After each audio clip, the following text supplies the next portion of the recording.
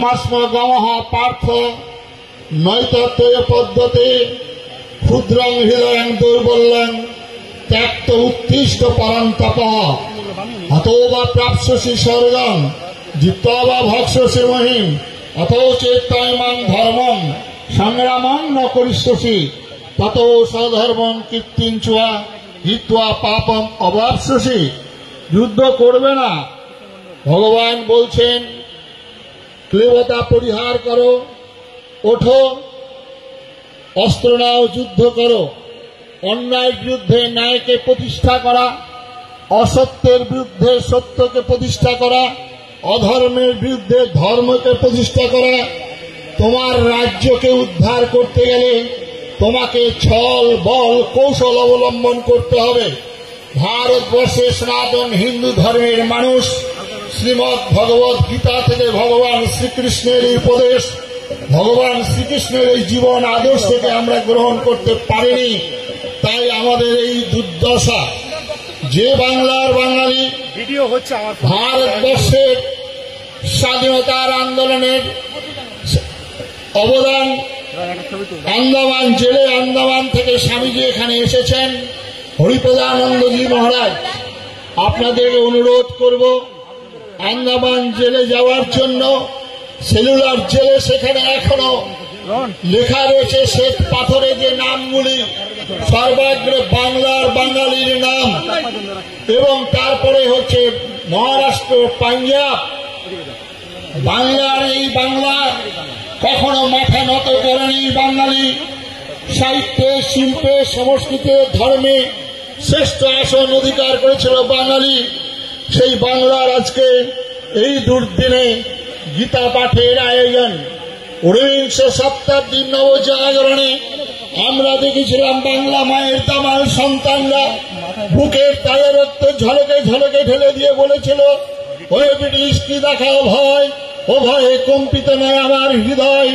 বুকের তাজা রক্ত ঝলকে ঝলকে ঢেলে দিয়ে হাসি মুখে ফাঁসি কাছ থেকে চুম্বন করেছিল। এ প্রেরণা অর্থনীতির ভিত্তিতে হয়নি, এ প্রেরণা সমাজনীতির ভিত্তিতে হয়নি, এ প্রেরণা সাম্যবাদের নীতিতে হয়নি। এ প্রেরণা ছিল শ্রীমদ্ ভগবত গীতা। এই শ্রীমদ্ ভগবত গীতা বুকে হাতে নিয়েই ক্ষুদিরাম বলেছিল, হাসি হাসি করবো ফাঁসি, দেখবে ভারতবাসী, একবার বিদায় দাও গো মা, ঘুরে আসি।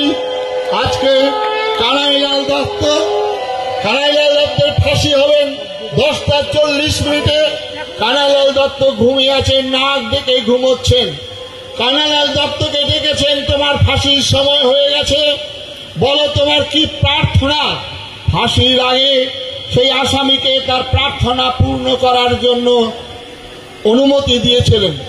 বলেছেন আমার কোনো প্রার্থনা নেই, আমি একমাত্র শ্রীমদ্ ভগবত গীতাটা একটু পড়ব।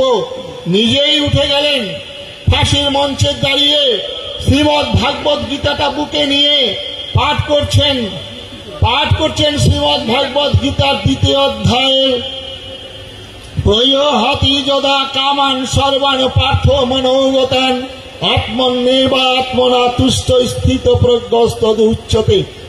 পাঠ করছেন কানাইলাল দত্ত। ওজন বেড়ে যায় এই বাংলার বুকে।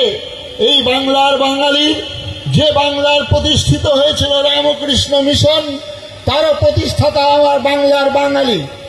ভারত সেবাশ্রম সংঘের প্রতিষ্ঠাতা, তিনিও বাংলার বাঙালি। আজকে যত প্রতিষ্ঠান এখানে, যে আমাদের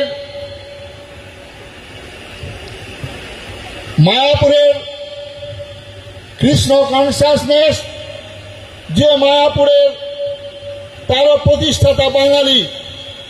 আজকে বাংলার স্বাধীনতার আন্দোলন থেকে সমস্ত মধ্যে ছিল বাঙালি। আজকে সেই বাংলার দুরবস্থায় শ্রীমদ্ ভাগবত গীতাই হবে আমাদের একমাত্র পাথেয়।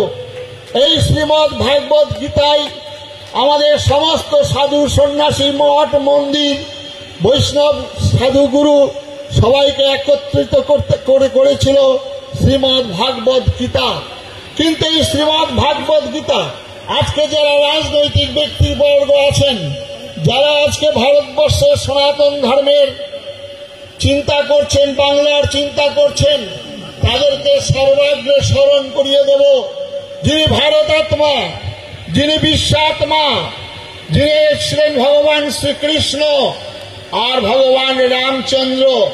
রামচন্দ্রকে 14 বছর বনবাসে ঘুরতে হয়েছিল। সেই রামচন্দ্রের কি দুরবস্থা হয়েছিল একবার চিন্তা করুন। বনে মা সীতার হরণ হয়ে গেল, লক্ষণ শক্তিশালী পড়ে গেল, সহায় নেই, সম্পদ নেই, রাজত্ব নেই, অর্থ নেই। সেখানে বানরদের গিরিবাসী, বনবাসী, আদিবাসী, মালদা আমার এই গিরিবাসী, আদিবাসী, বনবাসী ভাইদের সংখ্যাধিক্য, তাদেরকে সংগঠিত করে, তাদেরকে একতাবদ্ধ করে প্রবল প্রতাপ রাবণের বিরুদ্ধে লড়াই, সেই লড়াইয়ে জয়লাভ করেছিলেন ভগবান রামচন্দ্র। মনে রাখবেন 14 বছর, 14 বছরের সমাপ্তি বাংলার বুকে।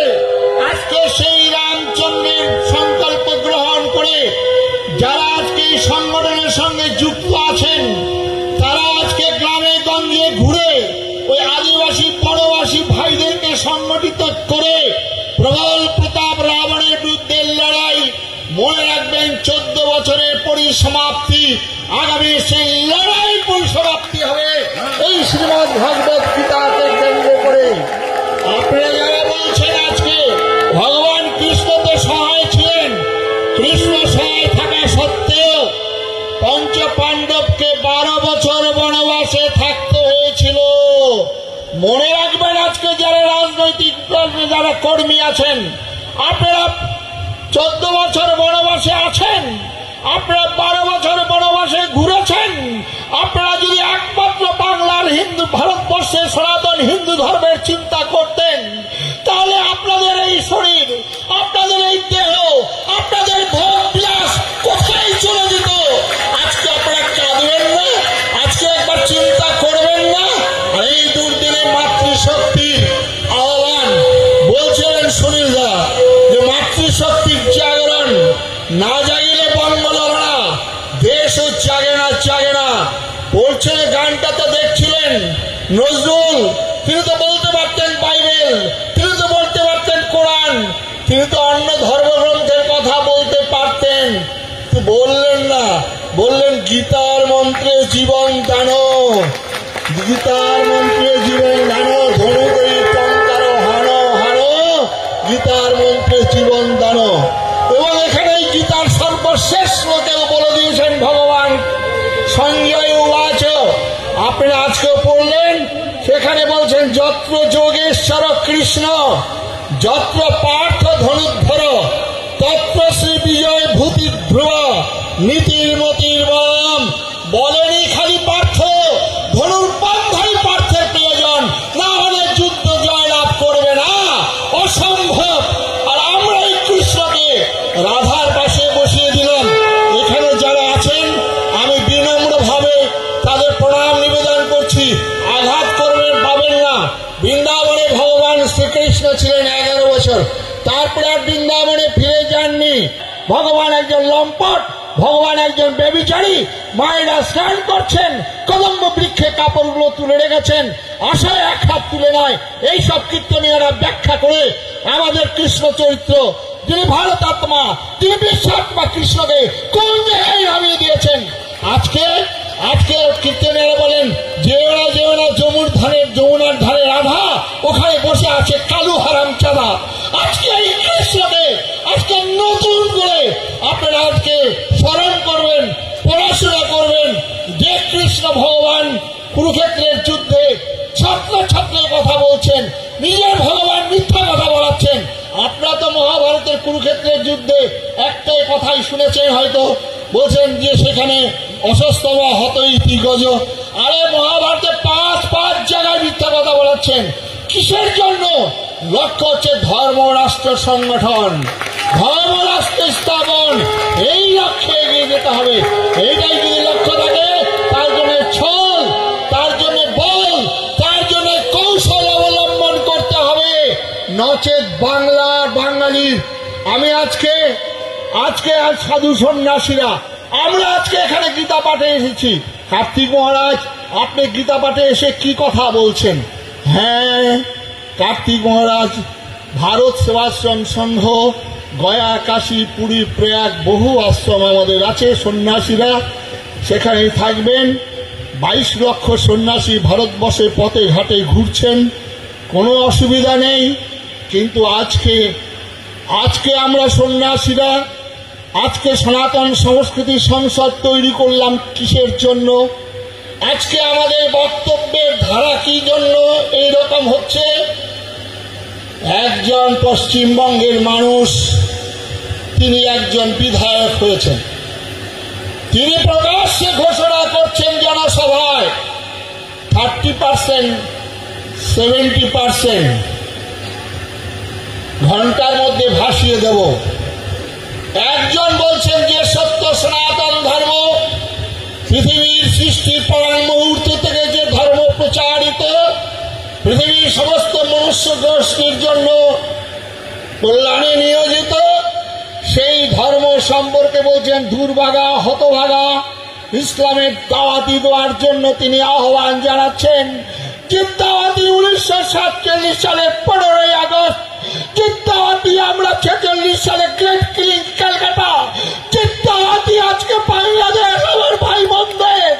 আজকে প্রকাশ্যে দাঁড়িয়ে তার বিরোধিতা করলেন না ভাই। রাজনৈতিক দলের যারা কর্মী সমর্থক আছেন, বিনম্র নিবেদন করব, প্রকাশ্যে সবাই দাঁড়িয়ে যারা বলেন ফায়দা করো, ফায়দা লুটের কথা, প্রকাশ্যে সবাই জিন্নার সিদ্দিকুল্লাহ বক্তব্য রাখছেন, ওই সুরাবদ্দির বক্তব্য রাখছেন। আপনি বাঙালি, আপনি হিন্দু, আপনি সনাতন ধর্মাবলম্বী, আপনি গীতা পাঠক, আপনি প্রতিবাদ করবেন না, আপনি সঞ্চালিত হবেন না, আপনি ধিক্কার জানাবেন না। বন্ধুগণ, বিদায় নেব। আজকে ওই বিনয় বাদল দীনেশ, ওই ক্ষুদিরাম নেতাজি, সুভাষ বিবেকানন্দ, প্রণবানন্দ, রবীন্দ্রের আত্মাগুলো কাঁদছে। তারা এই জন্য ফাঁসি কাস্তিকে চুম্বন করেননি। যারা বলেছিল বলো বলো সবে, শতবিধা বেনু রবে, ভারত আমার জগৎ সবার শ্রেষ্ঠ আসন লবে। ধর্মে মহান হবে, কর্মে মহান হবে। ধর্মকে বাদ দিয়ে নয় ভাই, শুধু কর্ম নিয়ে নয়, ধর্ম কর্ম পাশাপাশি। আজকে তাদের আত্মাগুলো কাঁদছে। তারা কি এই জন্য ফাঁসি কাস্তিকে চুম্বন করেছিলেন? এই স্বাধীনতার জন্য বুকের তাজা রক্ত ঝলকে ঝলকে ঢেলে দিয়েছিলেন। আপনি একবার চিন্তা করবেন না আপনার পূর্বপুরুষের, পূর্বজ পুরুষদের কথা? আজকে এই দুর্দিনে দাঁড়িয়ে আপনাদের কাছে করজীবন নিবেদন, আর একবার পবিত্র হুতাশনের মতো তাও তাও করে যেন প্রমাণ করে দাও আমরা বাংলার বাঙালি হিন্দু, আমরা মরিনি মরিনি মরিনি।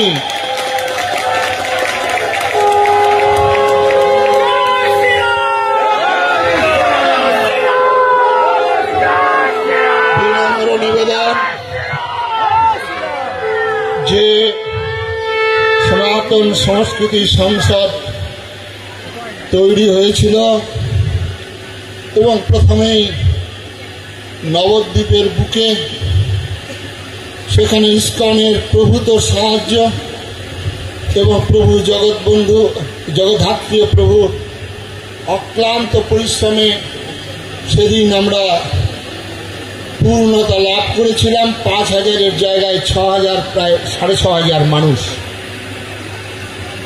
তারপরে আমরা সংকল্প নিলাম ব্রিগেড প্যারেড গ্রাউন্ড, যেখানে রাজনৈতিক সমাবেশ, যেখানে রাজনৈতিক শক্তির পেশি প্রদর্শন, অর্থ দিয়ে, প্রলোভন দিয়ে, ভয় দেখিয়ে সমাবেশ, আমরা কয়েকজন গৈরিক বস্ত্র সাধু সন্ন্যাসী, নিকিঞ্চন সন্ন্যাসী আহ্বান জানিয়েছিলাম, আপনারা আসুন, সনাতন ধর্মের টানে রক্ষার তাগিদে ব্রিগেডে চলুন।